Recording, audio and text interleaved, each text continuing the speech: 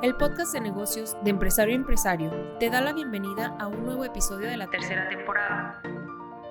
Un espacio en el que los empresarios invitados nos comparten las experiencias, retos y logros que los ayudaron a impulsar a sus organizaciones.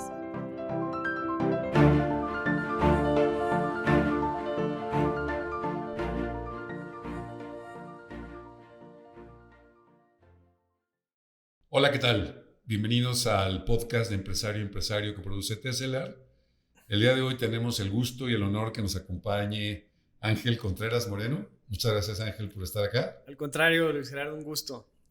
Ángel, para quienes no lo conozcan, que seguramente habrán escuchado del Instituto de Mejores Prácticas Corporativas, de la cual Ángel es fundador y director general. Presidente, no sé cómo probablemente presidente también. Presidente, claro. Muy bien, Ángel. Y bueno, pues qué gusto que estés con nosotros, en verdad te agradezco mucho el haber aceptado la invitación. Creo que tu experiencia y conocimiento puede serle de muchísima utilidad a todos nuestros escuchas. Entonces, me gustaría empezar a preguntarte, Ángel, por tu experiencia como emprendedor, como empresario. Sí. O sea, la verdad es que este tema del instituto es una súper gran idea, visto a perspectiva, pero platícanos un poquito cómo nació. Claro. Pues fíjate, Luis, primero te platico que el proyecto nace a mis 38 años. Es decir, empecé ya... Muy joven.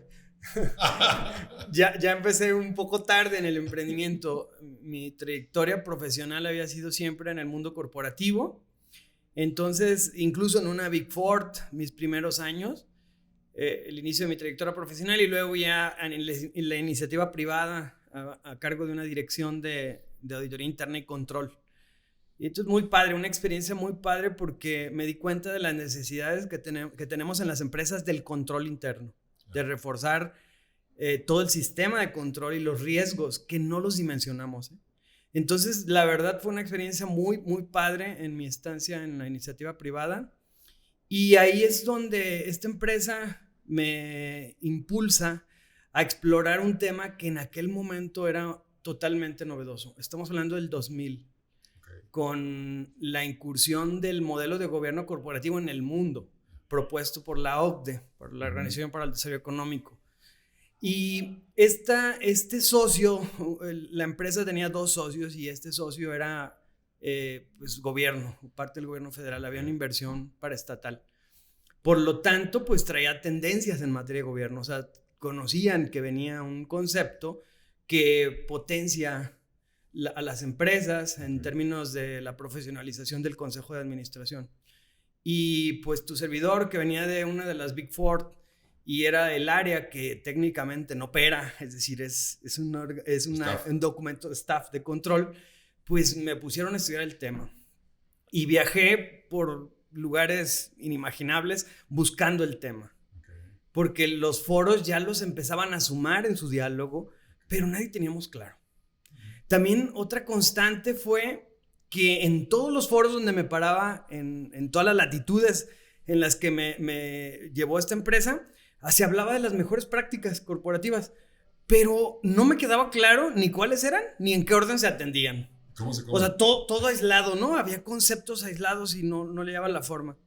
Entonces, bueno, así duré 2 años explorando, viajando a diferentes países en búsqueda de información. Y bueno, hasta 2004 se promueve ya el Código de Mejores Prácticas en su momento en materia de gobierno corporativo, que luego se ha ido reformulando, pero ahí ya le da vida a México y adopta el modelo y se empezó a hablar más del tema. Y pues ahí surge la idea de que traía una frustración personal porque yo llegaba con los accionistas de la compañía a sus consejos y les explicaba y no le entendían y no querían entender porque ellos argumentaban que les querían quitar el control.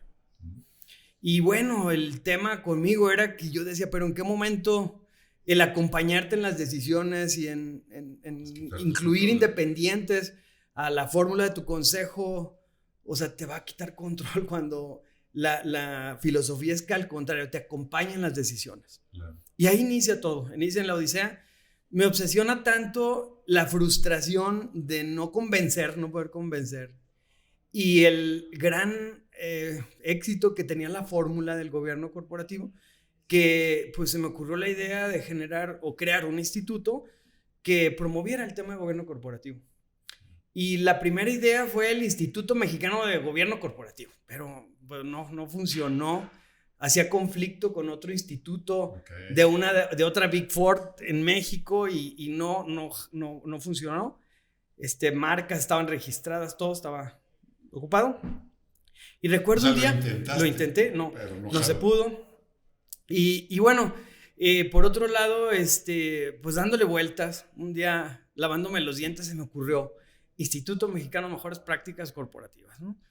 Y bueno, recuerdo que salgo con mi esposa, le platico del tema y pues se quedó sorprendida, ¿no? ¿De qué estás hablando? Y es que se me ocurrió cómo se va a llamar el instituto. Y bueno, al día siguiente, ya platicando con el área legal de la firma a la que pertenezco, empezó a hacer todos los registros y todo volaba, ¿no? O sea, la marca podía volar, los dominios sí estaban disponibles. Y, o sea, la justicia es divina. Entonces se empezaron a alinear los planetas. Y así nace la idea. Okay. Fíjate que me suena, perdón que te interrumpa, Ángel, un poco como cuando todo el mundo hablaba de innovación y era la onda, pero nadie tenía idea de qué estábamos hablando. Sí. Es un poquito eso, ya se nos olvidó. Claro. Porque ahorita de alguna manera es un concepto ya, creo que mucho más ampliamente entendido. Pero todo el mundo habla de él y nadie sabe cómo es. Y fíjate, no dudo que la justicia es divina porque el nombre amplió el impacto. Porque ya no nos limitamos a gobierno corporativo. Sin embargo, sí te puedo garantizar que el gobierno corporativo es la práctica corporativa por excelencia. Porque nos detona todas las demás. Son 11 las que tenemos identificadas y es la más fuerte, es la más retadora. Es como el corazón y la que implica el cambio más importante hacia dentro de las empresas. Totalmente. Entonces, sí es un tema que sigue siendo medular, lo promovemos con muchísimo énfasis, pero ya platicaremos más adelante. Sin embargo, la que más me gusta es una previa, que es ponernos de acuerdo como accionistas. Eso es fundamental. O como familia propietaria, ¿no? Esa es la que más me fascina, pero gobierno corporativo es el arma mortal, es el elixir de la vida. O sea, lo pasas o te quedas fuera. Sí, totalmente, porque es el elixir de la vida corporativa. Yo no tengo la menor duda. Okay. ¿Sí? Entonces, bien, pues básicamente de ahí nace la idea. A ver, Ángel, y antes de llegar a esos puntos, y todo este camino de emprendimiento, que bueno, ya nos platicaste lo que le pasa a muchos emprendedores, que lo intentes de una manera y como que no suena, como que no jala y de repente todo se acomoda. Sí. ¿No? Pero seguramente, porque hablas, o sea, ¿cuándo arrancó el instituto formalmente? ¿En qué año? A final 2009, en plena crisis. En plena crisis, ¿no? Sí. Bueno, escogiste además el momento. Pero, ¿qué ha pasado? ¿Cuáles han sido los grandes desafíos para que esta idea, además de en ese momento que parece que todo se alineó, pero ahí está la crisis, ¿cuáles han sido esos grandes desafíos que has enfrentado? Totalmente estandarizado a todo lo que tienen los emprendedores, ¿no? De hoy en día. O sea, nos pasó exactamente lo mismo. Primero, las limitantes de la cabeza. Es decir, nace el proyecto con la idea de que nos va a ir bien y a la primera y que todo es perfecto. Y no. O sea, el proyecto ha sido muy retador porque se ha ido recomponiendo. O sea, creo que también tiene mucho que ver con el estilo de los fundadores, el liderazgo de los fundadores, pero en el caso del instituto, pues de tu servidor, que fue el que lo funda y el que lo sostenía, ¿no? Económicamente. Y pues esa flexibilidad. Y yo en algún momento, o por mucho tiempo, pensé que era la perseverancia. Que yo sí presumí que era muy perseverante y que era un factor de éxito. O sea, hoy me doy de estar insistiendo. Sí. Hoy me doy cuenta que no, Luis. ¿Y por qué? ¿Y qué es eso? Ajá. Me faltó la determinación.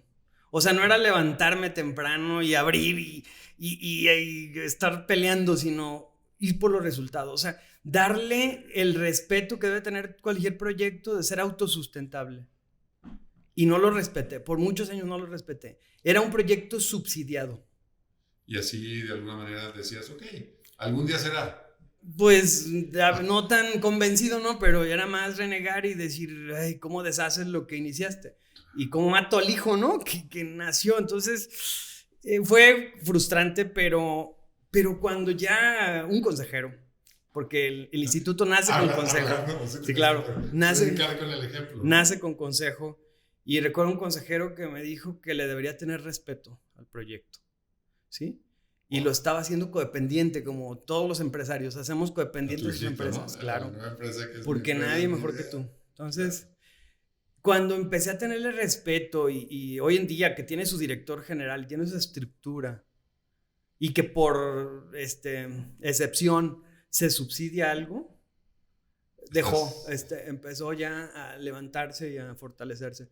Mientras, pues era el perrito, ¿no? Que te jala y te jala el recurso. Oye, entonces, esa que dices perseverancia, contra determinación. Sí. Me suena con la diferencia de échale ganas, ¿no? Claro. O sea, no es nomás échale ganas. No. Y eso es lo que me faltó porque éramos muy perseverantes. Es decir, estábamos año con año, la revista, haciéndonos gastar y todo, pero no íbamos por los resultados, no íbamos a concretar.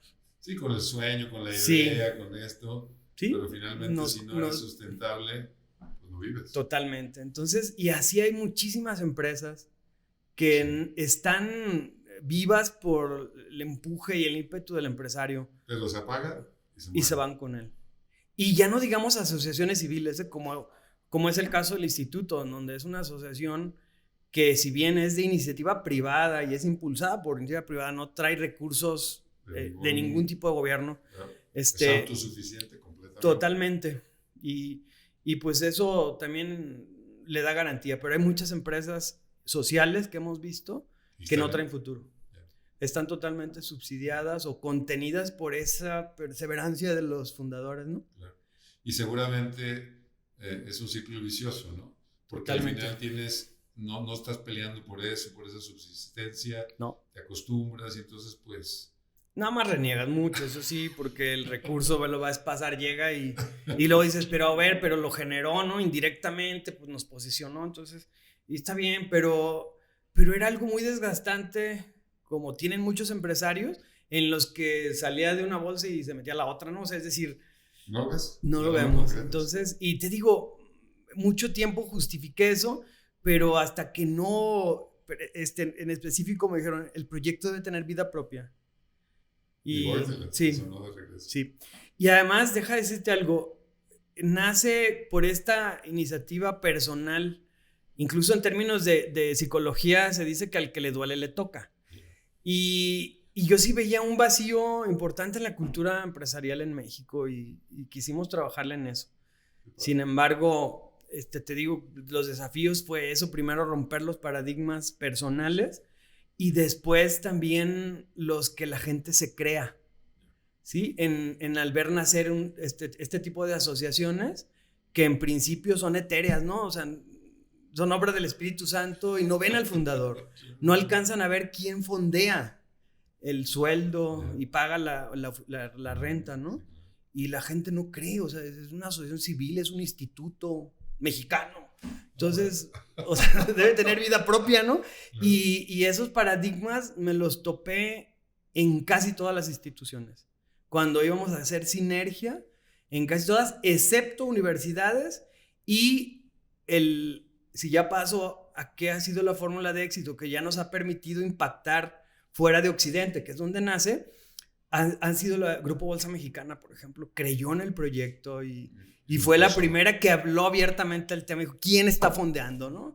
Y bueno,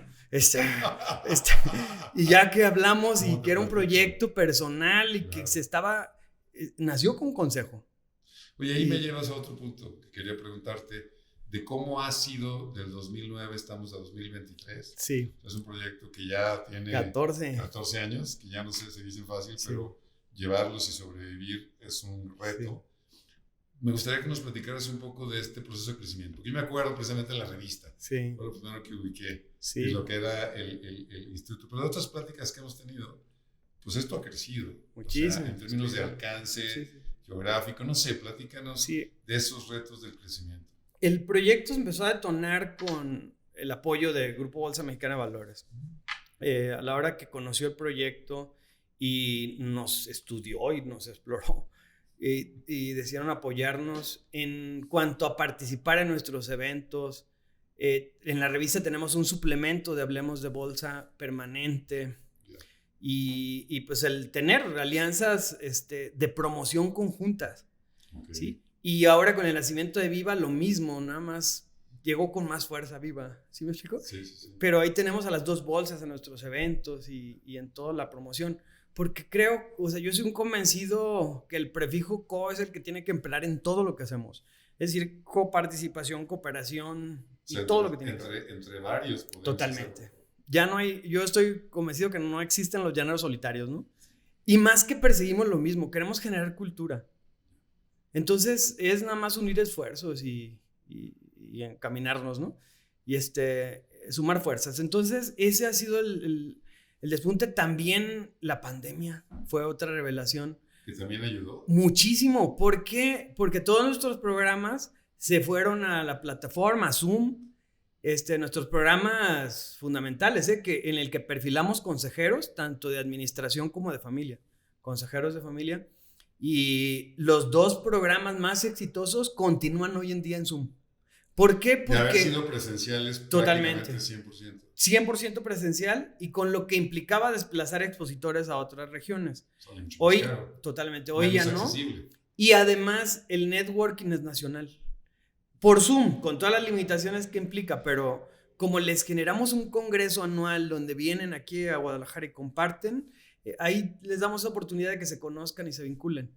Entonces, eso nos ha resuelto y nos ha hecho también tener un impacto ya más allá de fronteras, ¿no? Estamos impactando hoy en día ya el sur de Estados Unidos, sobre todo comunidades de habla hispana, porque nuestros programas son en español, pero también Latinoamérica y Caribe. Tenemos egresados de Argentina, Costa Rica, Colombia, República Dominicana. Entonces la pandemia, en lugar de ser para ti una mala noticia, ahora sí que inesperadamente surgió una oportunidad. Y que nos ha hecho replantear que nuestro modelo es Zoom, es decir, es virtual. Porque además nosotros no competimos con ninguna universidad ni ninguna institución porque no tenemos instalaciones propias. Entonces no hay que ofrecerle, totalmente no hay que ofrecer. Nosotros no es instalaciones, no te ofrecemos una sala o una sala como dicen de conferencias, ni mucho menos. Es conocimiento, punto. Esa es nuestra propuesta de valor. Y además somos los más baratos del mercado, entonces también eso nos ha ayudado. Pero pues tienes más alcance, o sea, con ese tema que hablas de esa, que lo entiendo como propósito, prácticamente crear una cultura empresarial en torno a estas prácticas y el gobierno, finalmente el hacerlo accesible pues hace que te complemente con lo que tú quieres lograr. Eso fue uno de los pedidos de rebote, democratizamos el tema, ¿no? Se democratizó el tema porque sí estaba muy exclusivo a firmas, a algunas instituciones que lo tenían muy cerrado y era muy, muy costoso acceder, y ahorita no, ya el conocimiento está al alcance. En ese sentido, así como nos platicabas que al principio no jaló el nombre, ¿qué cosas de las que hiciste en el trayecto de esta creación, de este gran emprendimiento, no jalaron? Y ya cuando las ves hacia atrás dices, pues sí, hombre, pero en el momento no las viste. ¿Cuáles son los grandes aprendizajes? Creo que el tener consejo, ¿no? El tener el consejo le dio muchísima contención y mucha frustración también personal, porque, por ejemplo, un proyecto que me lo frenaron en seco y me costó muchísimo aceptar fue el que me frenan la primera idea de maestría en gobierno corporativo en México. Y ya traíamos avanzado el proyecto con el trámite del REBOE. Tú ya lo querías. Ya estaba listo.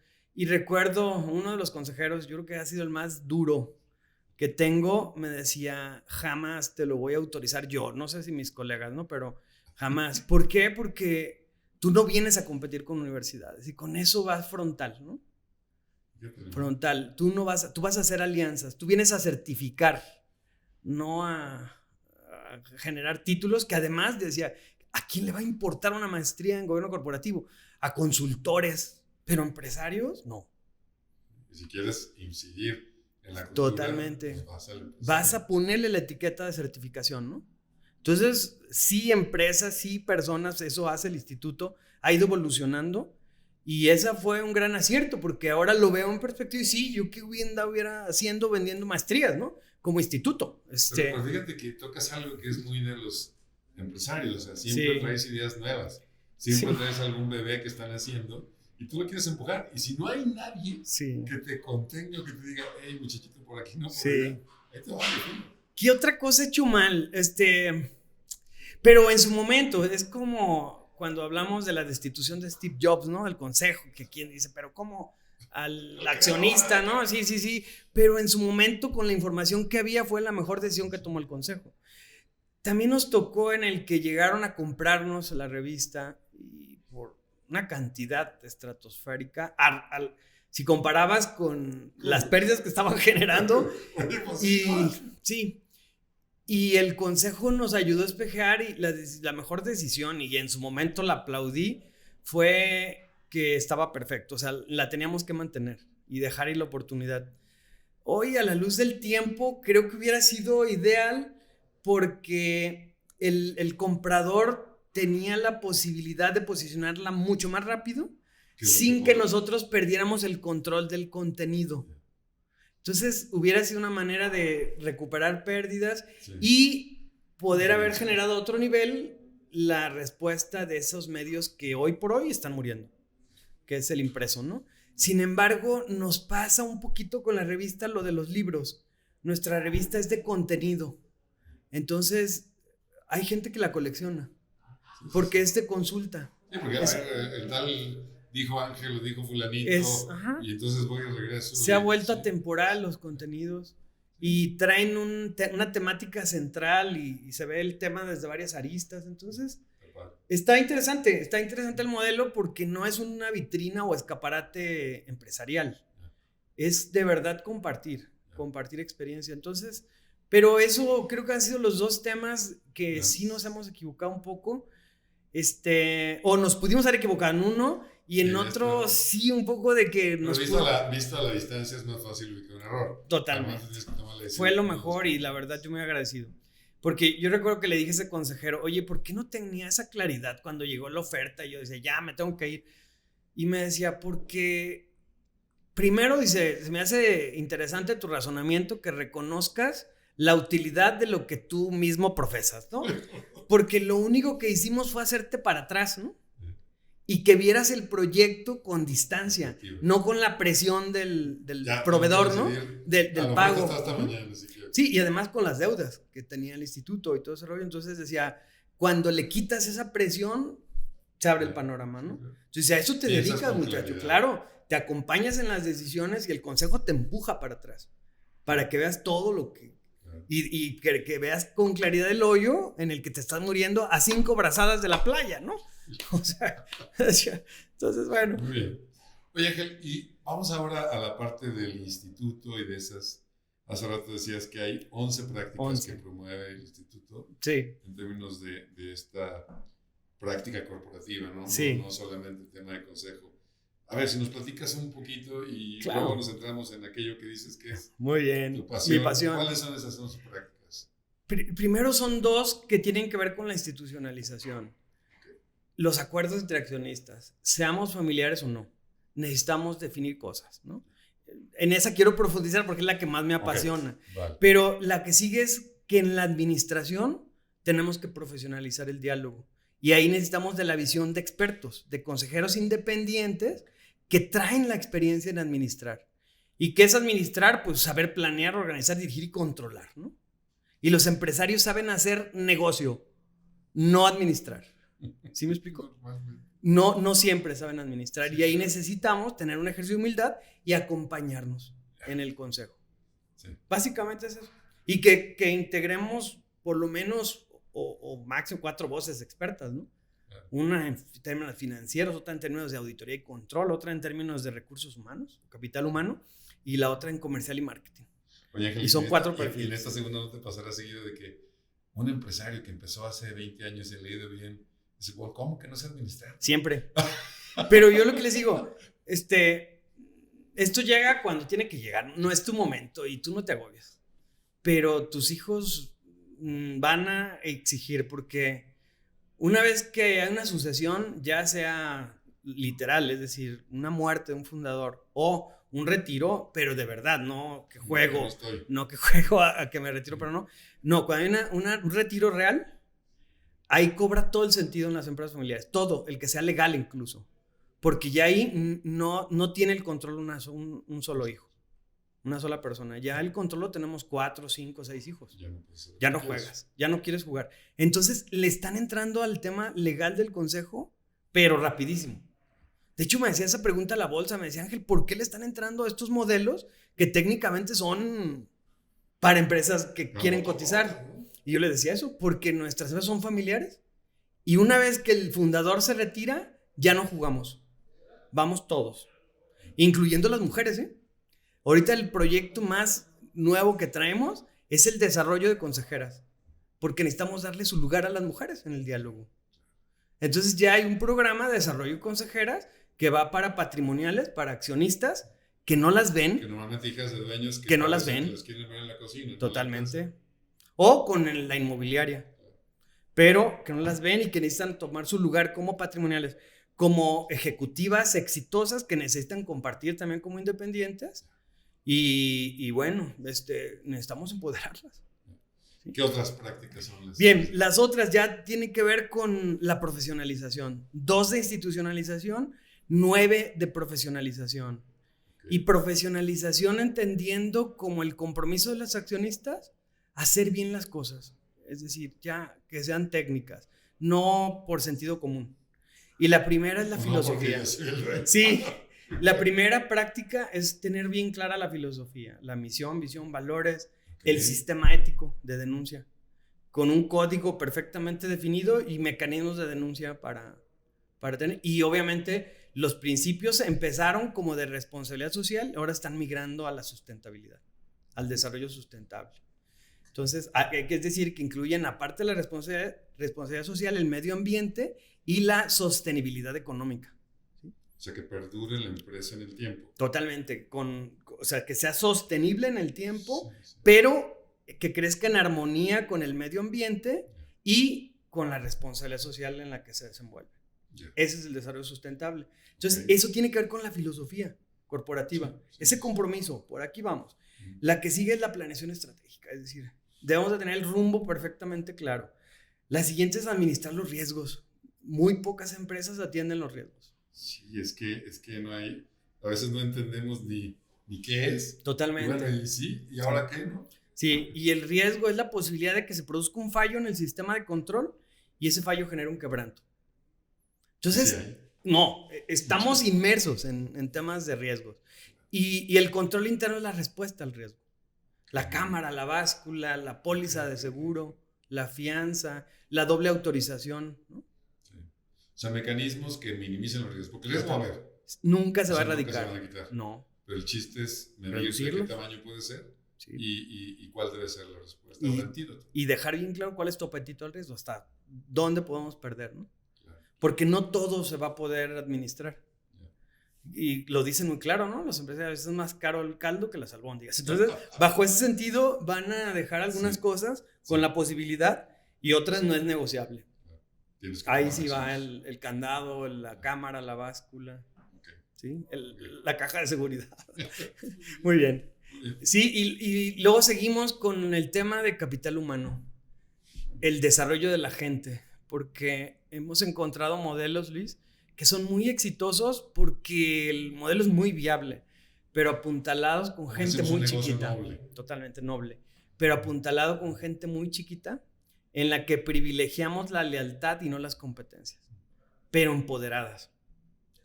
¿Sí? Pues de repente se toman unas decisiones. Y tú lo ves en términos de tecnología, ¿no? Cómo queremos llegar y los principales obstáculos es esa gente que toma decisiones, está empoderada, pero no está dispuesta a cambiar.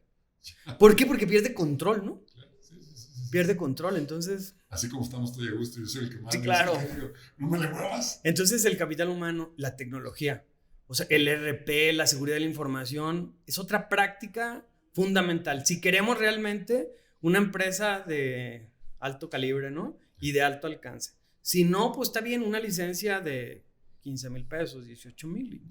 y ahí vamos, ¿no? Pero pues a ese nivel vas a tener Totalmente. también la tecnología. Yo estoy convencido que vamos a necesitar inversión del tamaño que quieras de la empresa. ¿Cuál es el tamaño de la misión de crecimiento? Totalmente. Ese tamaño son tus Se le tiene que invertir. La gente y la seguridad. Y ¿no? la seguridad.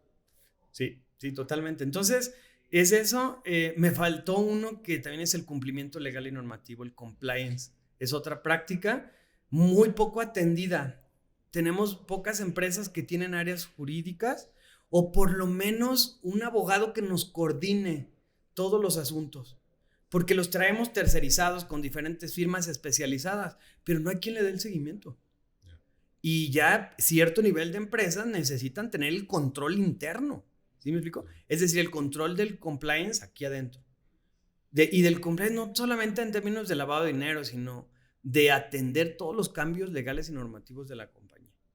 ¿Qué hay, Ángel? De hoy hay mucha presión social también en las empresas, ¿no? Sí. Cosas que antes de alguna manera no existían. Por ejemplo, el hecho de la discriminación. Totalmente. No solamente hablando de género, sino de muchas otras. Sí. Temas como que seguramente caben en la de sustentabilidad.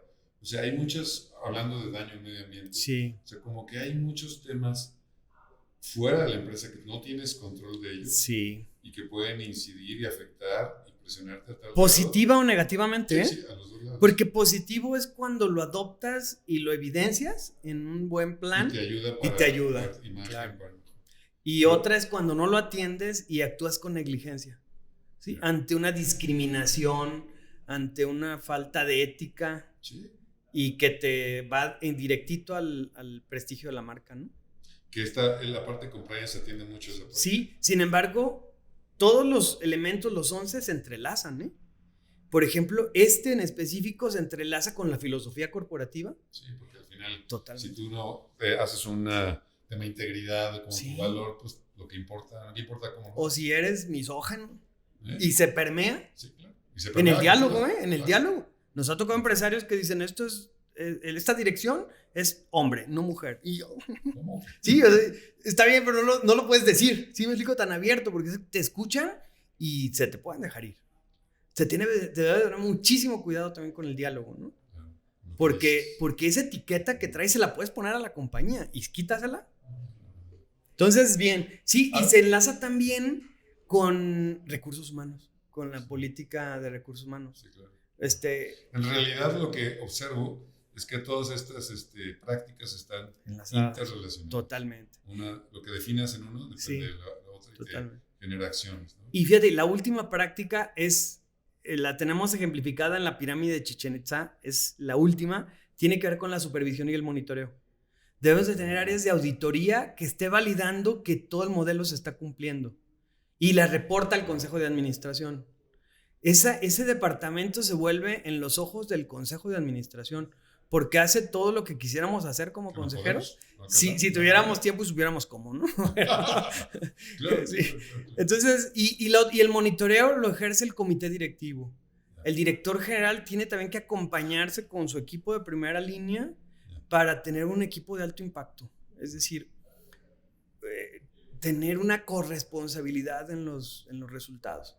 Porque tú lo has vivido. De repente, los de recursos humanos estamos peleados con los de producción y comercial ventas, con todos.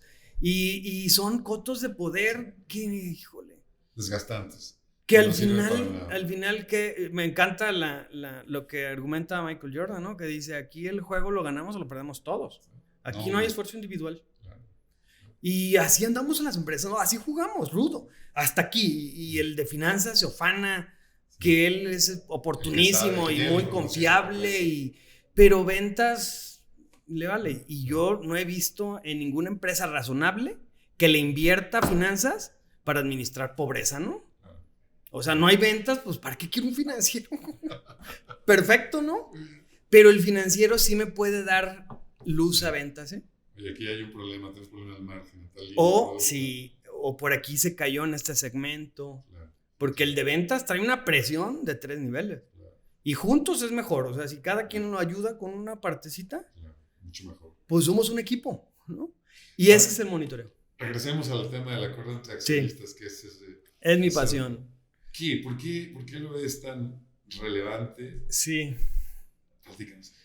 Porque creo que llegas a las personas. Mucho tiempo, incluso yo estudié en Barcelona y nos hacían mucho énfasis que el tema de institucionalización no tenía que tocar a la persona, al individuo. Era en un contexto totalmente empresarial. Y así trabajé por mucho tiempo. Hoy te puedo decir que mi experiencia es ni madres. Vamos a la persona. Porque si no se resuelve un problema de fondo, de traición, de envidia, de celos, de rivalidad entre padre e hijo, no hay futuro. No, y esas cosas normalmente están ocultas. Sí, totalmente. No las vemos. Es una dinámica tan perversa que, como la secreta de taller, lo decimos, es que pues, ya es parte del panorama, ¿no? La sociedad es parte del panorama. Así es parte de la dinámica. Donde ya sé que me vas a aventar el celular y ya que me lo avientes y me estrelles la cara, entonces ya te vas a arrepentir y entonces yo salto y negocio contigo. Eso no está bien, ¿sí me explico? Un papá que minimiza al hijo y lo tiene con la autoestima baja o totalmente frustrado, pero un hijo que puede ir entre 20 años y 55, ¿eh? O sea, no hay límite de edad. O sea, la relación puede perpetuarse en la misma dinámica a la edad que tenga el hijo y a la edad que tenga el padre. Entonces, a mí me encanta eso porque de ser contador público de profesión, hoy le estoy entrando a temas de psicología y estudiar a Daniel Goleman con los puntos ciegos, ¿no? Porque hay que espejear a las familias donde hay que enfrentarlos a esas dinámicas perversas que están jugando, pero que ya no las ven. ¿Sí? Y entonces es bien padre eso, despertar el punto ciego para que genere la catarsis y explote. Y que pongan límites y que pongamos hasta aquí, ¿no? Barreras, porque están afectando a las personas. Y más son familia, el enemigo lo tenemos en casa y se apellida igual. Y a veces papá, a veces es hijo. Y esa dinámica, creo que no tú lo habrás observado, se puede de alguna manera permear a la organización. Se permea directo. O sea, termina jugando el mismo juego. Es metafísica, claro. Como es arriba es abajo y a eso entra afuera. Porque muchas veces ocurre que entran los hijos a manejar el negocio y también adquieren una cierta relevancia con ciertos equipos, ¿no? Totalmente. Y el papá con los viejos, ¿no? Totalmente. Entonces un duelo de poder. Una batalla campal. Total, no abierta. El papá y el hijo, abierta. ¿No? Entonces, a mí me encanta eso porque vas viendo la transformación de las familias. Y olvídate de las familias, de las personas. Donde ponen límites, donde ya van con gusto a trabajar y no agobiados, ¿no? Oye, Ángel, fíjate ahorita que decías que en tu formación te decía, no, olvídate de las personas. Tú dices, no, ¿cómo olvídate de las personas? Si las personas realmente somos los que hacemos la empresa, ¿no? Nosotros es papel, edificio, bueno. Totalmente.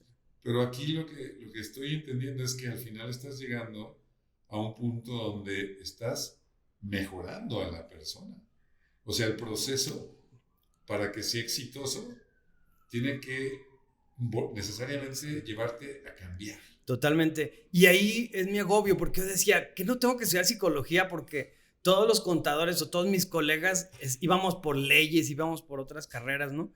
Más empresariales. Y no, yo estoy obsesionado con la psicología porque al final, por ejemplo, el transformar un empresario misógino que ve a los hijos y no a las hijas y preguntarle, o sea, ¿qué se siente excluir del sistema, ¿no? A las hijas. Estás hablando de exclusión. Y es uno de los principios que habla Bert Hellinger, ¿no? Donde dice, ¿quieres orden? ¿Quieres amor? 3 leyes. Y la primera es todos tenemos derecho. No el género, no nada más el género. Entonces, y el que lo entiendan y que digan, ay, ¿por qué no la vi? ¿Por qué creía que la responsabilidad era del tipo que se le atraviese, ¿no? Y dejarle a la niña de mis ojos.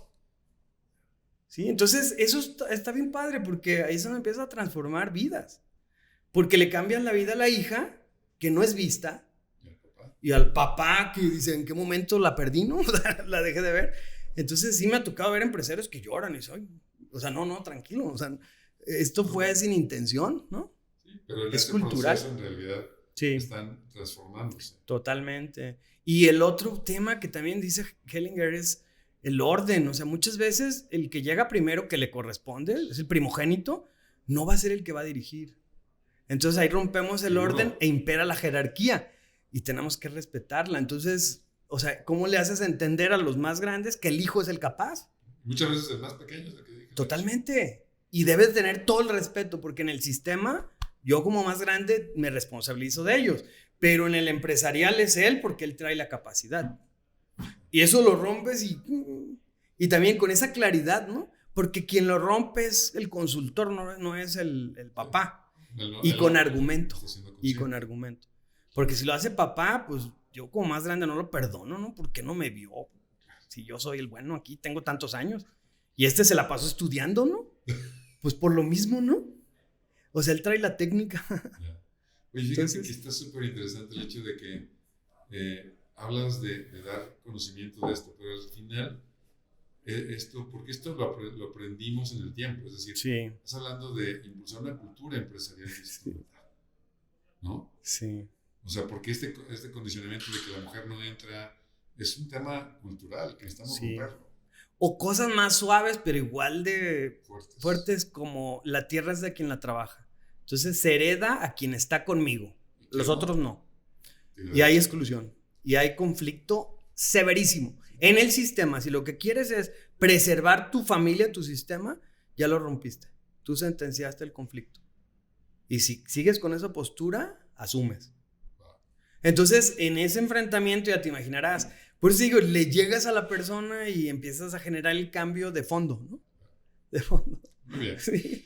Bueno, pues el tiempo se nos agota, mi estimado Ángel. No sé, para terminar, si hay algún pensamiento, reflexión así último para nuestros escuchas, los que nos ven, que les quieras transmitir. Sí, como emprendedores, les quiero dejar un mensaje que yo lo aprendí.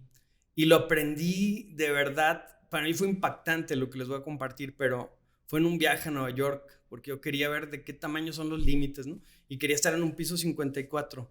Al final no pude subir por decisión, porque vi un video en donde va un papá con sus hijos y los hijos están maravillados de todo lo que ven. Y yo decía, yo no puedo ir solo, iba solo. Si realmente quiero ver los límites, necesito a mis hijas, ¿sí? Para que vean de qué tamaño les queda. Yo ahí no estoy. Entonces creo que es eso. Y hay una frase que me ha apropiado, es de una cantante de música country que lo dijo en otras palabras, yo la acomodé, pero me encanta porque dice que si tu legado inspira a tus hijos a soñar, a crecer y a ser mejores, tu paso por la vida valió la pena. Bravo.